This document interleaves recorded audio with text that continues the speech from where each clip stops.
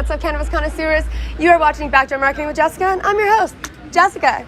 Today we have Mr. Tim Brown. We are very excited to have him. Yes, ma'am. He owns two companies, actually. We have Lipstick, and we have Treehouse Blends. Treehouse Blends. That's I didn't want to say it wrong. It gets I was complex with two brands. It gets complex. My bad. I was like, lit tree. What is happening? It's okay. But I am really excited about this, you guys, because I am going to admit I vape on a regular basis, and he just handed me a CBD vape. Yeah. I'm so freaking excited. So first of all, thank you so much for being here. Thank you for having us. It's a pleasure. I'm going to ask you to speak up just a little bit because we have a party at the... Sorry about that. Thank you for having us. It's a pleasure. We're at the lovely Tyson Ranch Mansion right now in Las Vegas, Nevada. So we got a little shindig happening in the background. It's just now starting. So we're going to pick up our voices, make sure all y'all out there in NUGL land can hear us. Yeah, sorry, guys. So first of all, tell me a little bit about you. How did you start in cannabis? Give me your background. So I'm originally from New England. My mother was an entrepreneur, so we moved around a lot. That actually ended up helping me in my early 20s in the cannabis business. I had people everywhere. I had people in the markets. Then we got into the non-legacy side in, I would say, 2016. And we launched two brands. That's Lipstick and Treehouse Blends, an infused beverage line. And we call them atomizers. We don't like to call them vapes. Vape kind of got a bad connotation with it right now, but it's a ceramic wickless atomizer. Delivers the... It's ceramic wickless atomizer. Yes, ma'am. Yes, That's ma'am. so Yes, fancy. ma'am. Yeah, I appreciate that. That's fancy. Did a little bit of homework. Okay, so let's start with the first one. So show me so yeah. what I'm looking at. All right, so let's show them to the camera so we can okay, pretty so people this can see. will be our CBD line, and CBD Charged Balanced Dream that brings you CBD by Lipstick. That is the ceramic wickless atomizer, and what this does for you is the charge is a pick-me-up, and we control that with the pure medicine and just manipulating the terpenes. So bisabol, apinine, humulene, all of that. I'm bad with the names, but these all affect what happens in your body more so than just saying indica or sativa. Right. So we try to deliver that to you in the purest form. So what are the implications or the indications, of the different, of the different terpenes? Yeah, so with the charge, we use the terpenes that are a pick-me-up, and they deal with more appetite suppressant. It's just a more dialed-in feeling. Oh, it's an appetite suppressant. Yes, I am super down. We cannot advertise that though, but it is. Allegedly. Yes. It's allegedly an appetite. Feeling-wise. Right. The balance, right? We use the terpenes to give you what we consider a balance. So like me, I take a lot of THC during the day in the business that I'm in, coming up with formulations. So the balance evens me out so that I can still be high and sit here and talk with you. That's why I was talking low, because I just hit the J. Right. It's fire. I'm chilling. So yeah. So because that is fire. And at the end, the D, that's your dream. And we use the terpenes that go ahead and make sure that they're associated with good sleep, rest, calming, things of that nature. So all you need, if you start with pure medicine, introduce the terpenes to introduce the feelings in your body, and then use a premium delivery device, you could have a lipstick. It could be as good as our shit. And we white label too. We do all of that. So if you don't want to buy these, wholesale them, we'll do yours for you. What are you holding in your hand right here? What's this one? Oh, this is Treehouse Blends.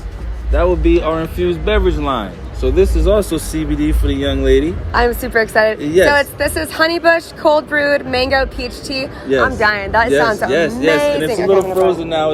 It just came in frozen corrugated boxes. We ship to your door. You can order this online.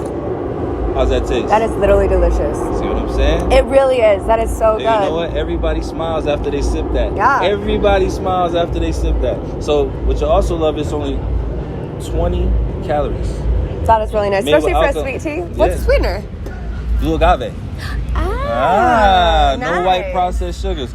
The guys that are really serious are like, make a stevia one. But stevia is gross. I can't. Stevia's nasty. Sorry. Sorry, stevia. Don't say one. Sorry. So you guys got money though. But yeah. And so those are the CBD lines. I have a THC version of both. And we're you do? Yes, we do. We're in the process of we have distribution already. We have 3 letters of intent, and we're getting our licensing together, So we'll be going to market in California, I was saying 90 to 120 days. Nice. Yeah. Wow. Yeah. So when did you guys first start the business? Both businesses. 2017. 2017. Yeah. You guys have really you guys are just slingshot. It doesn't You guys feel have a like lot it. going on. Yeah. I think we just stay at it. We're consistent. We wake up every day with a purpose. I got good people around me.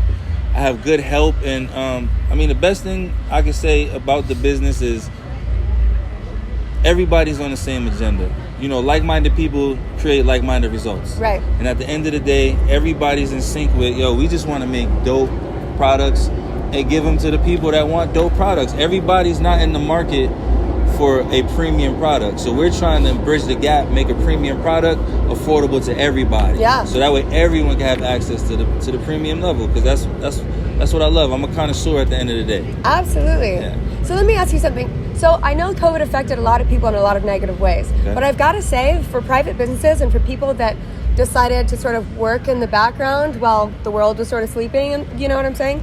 Right.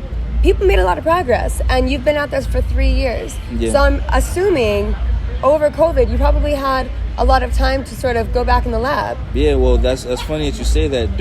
I would say, when we did our taxes in 2020, we actually doubled margins. Wow. Now, we didn't double profits because during that time it cost more money to make that much more money, but we did double the bottom line, which was significant in a pandemic. So I would have to say, during the pandemic, we really dialed into our sales, because at this time too, I think people were more in tune with trying to get these products delivered to your door. A lot of people don't know that this can come to your door. Yeah. You could sign up, order it, discounts, become a full-fledged member of a platform that allows you to get the medicine when you want it. So I think during the pandemic, it helped us. Yeah. Yeah. So I'll have to say, yeah. Where are you currently located? Miami. Where's your product, I should say? Where are you able to distribute to? Nationwide. You are? Oh yeah, for sure. CBD, you can cross state lines with CBD. The THC products we can only do when we establish the licensing in a particular jurisdiction. So right now we're focused on California, which would be the 90 to 120 days that I said. And then I feel like once we take California, I want probably Michigan next, Oklahoma City. He said once we take California. Yeah, you we heard go- those yeah, words. yeah, That's just putting that out there. And I'm making it sound light because I'm high, but I work very hard, so please don't get it twisted, Cali. I know how hard I gotta work to be on your map. I'm ready. I want to be there. Yeah, and Cali's a standard. That's why we focus there. If Cali says it's the Cavi, we go anywhere with it. So that's how I feel. What's the biggest lesson you've learned going from the legacy market to the business side of cannabis? There's a lot of lessons to be learned. I would say the biggest lesson for anybody, in the same position would be, don't take it too personal. Don't take the fact that the business side is there as an attack to who you are. It kind of feels like that because you don't get any credit. If I say I'm 20 years in the business, in reality, I'm 4 years with brands, but the business world is like, you're like 2 years old in this because you just figured out real business. Right. So I would have to say the biggest lesson is real business is not like trapping. It's not about flipping for profits. You are going to need a talented team to cover all the holes. Well, we were actually just saying this off camera before we started, right. Which I think that it was a really good point that we both had, and that was that in the legacy market, everybody was focusing on making a point right. of hiding their product. Correct. And now you're finally able to speak about it, and for the first time, you're trying to not hide it, you're trying to promote it and market it. Yeah. And how different must that feel as a businessman? How realistic is it as a businessman? And that's what you have to as yourself. That's why I say don't take it personal. Be prepared to get your weaknesses exposed. There are some things that make you great if you're still around this business from the legacy side. But to take it to the level that we all strive for, or some of us strive for, you're going to have to know that there's a lot of holes and you need really good, talented people to cover those holes. But then after that, you're learning the game. You see? So, I think it takes both sides like we spoke about earlier. But it is ironic, And it is still kind of the Wild West, right? It's like going almost from prohibition to prohibition or whatever it is. Yeah, right. To being able to come out into the legal market with it.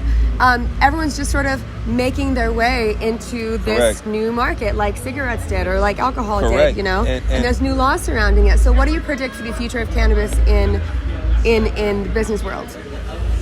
It's only getting bigger.